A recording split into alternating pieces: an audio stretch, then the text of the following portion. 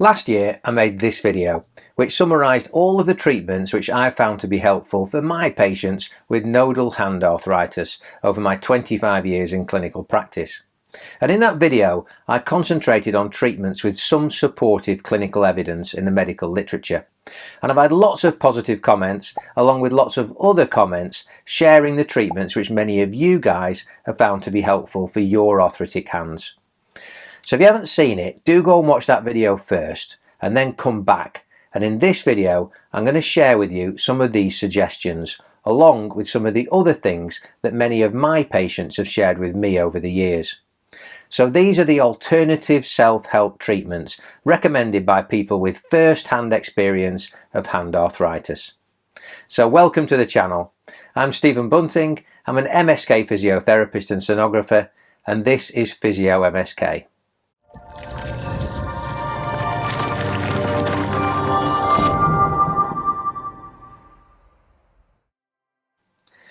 Now, most of the treatments that you guys have suggested are not going to be supported by the research, but that doesn't mean they won't be effective. It just often means that good quality research might not have been done. So watch the video, weigh up these treatments for yourself, and if something resonates with you, then give it a go. Most of the suggestions are inexpensive and easy to do. So let's start with the supplements, because I get asked this all the time. And the one thing I've learned is that there is always an on-trend supplement which people flock to for a period of time. When I first qualified, cod liver oil was all the rage, and then omega-3, and then glucosamine, and then glucosamine with chondroitin. And more recently we've had turmeric, collagen, boron, CBD oil, and most recently Boswellia serrata, which is an extract of tree bark resin. And there are many more. And there is no good evidence whatsoever that any of these things work. When they're subjected to clinical trials, they almost always show no effect when compared with placebo tablets. But I've known many patients of mine over the years who swear blind that these supplements help them, despite what the research says. And who am I to argue with them?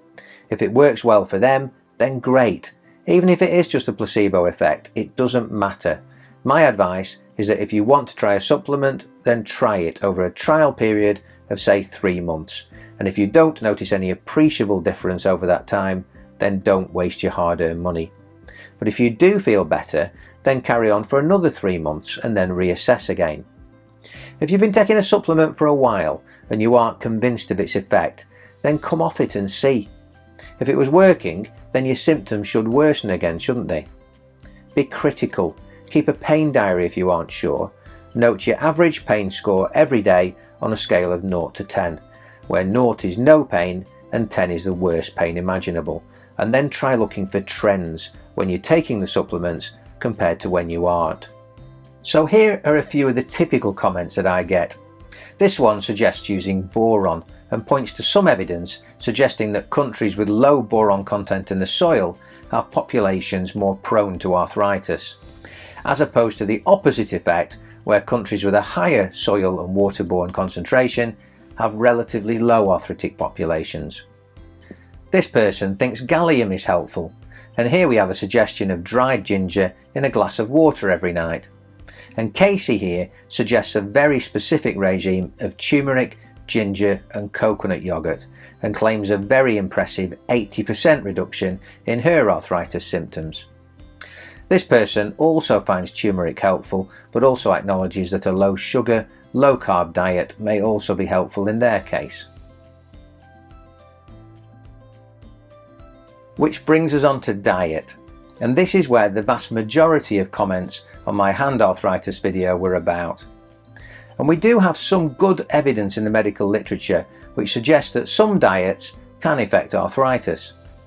And the bulk of this is centered around the positive effects of a Mediterranean diet, high in fruit, vegetables and oily fish, and low in sugar, refined carbohydrates and highly processed foods. Here are some of the comments that you sent in, and there is definitely a theme here. And the comment which summarises this nicely says to try and return to the foods that your grandparents ate. Avoid highly packaged foods which tend to be loaded with sugar, refined carbs and mass-produced vegetable seed oils, as these things tend to promote inflammation.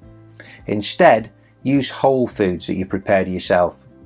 Look for fresh fruits, vegetables, eggs, oily fish, and if you aren't vegetarian, then fresh, unprocessed meat in moderation is okay. Use butter rather than processed margarines, and use saturated oils like olive oil, etc. Nuts and seeds are recommended by some people, but many others have commented to say avoiding lectins has been helpful for them, and therefore to avoid sunflower and pumpkin seeds, which are rich in lectins. Overall though, the only good clinical evidence we have is the positive effects of a Mediterranean style diet. But like I said, try it for yourself and see.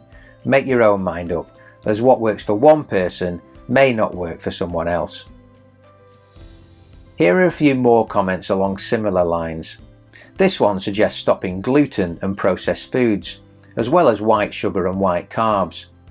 And here's another similar one. This person found a carnivore diet to be helpful for them.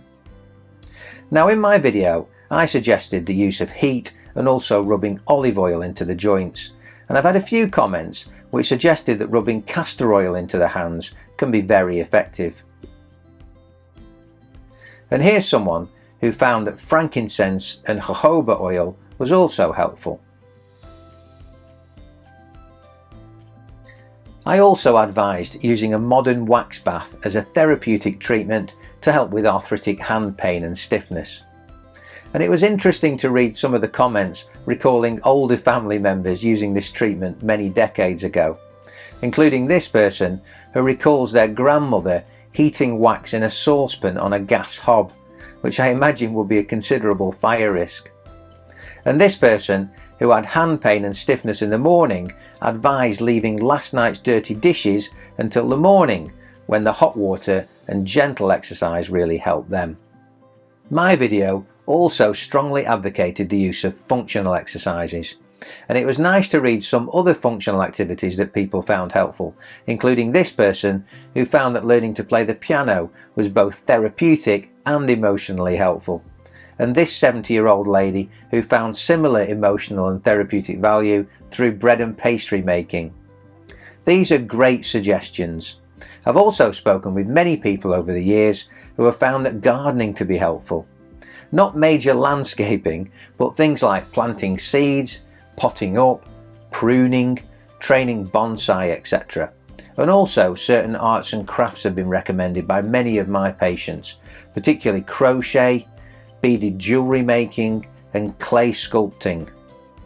Another recent patient of mine found that the daily use of Tai Chi and Qigong exercises to be invaluable for him, and he sent me some links to a couple of YouTube videos which I'll put in the description. Okay, so that's about it. Thanks very much to everyone who commented and shared their self-help treatments, and also some of the other comments that just made me chuckle, like this one. Years of experience, Joe, years of experience. So I do hope you found some useful nuggets in this video, and hopefully something beneficial for your hands. Please do continue to send your comments in, and if I continue to get enough interesting ideas, then I'll do another one of these summary videos. Please also share the video with anyone with hand arthritis who you think might benefit, and don't forget to like and subscribe, as this really does help get the video in front of more people with this condition. So until next time, take care and bye for now.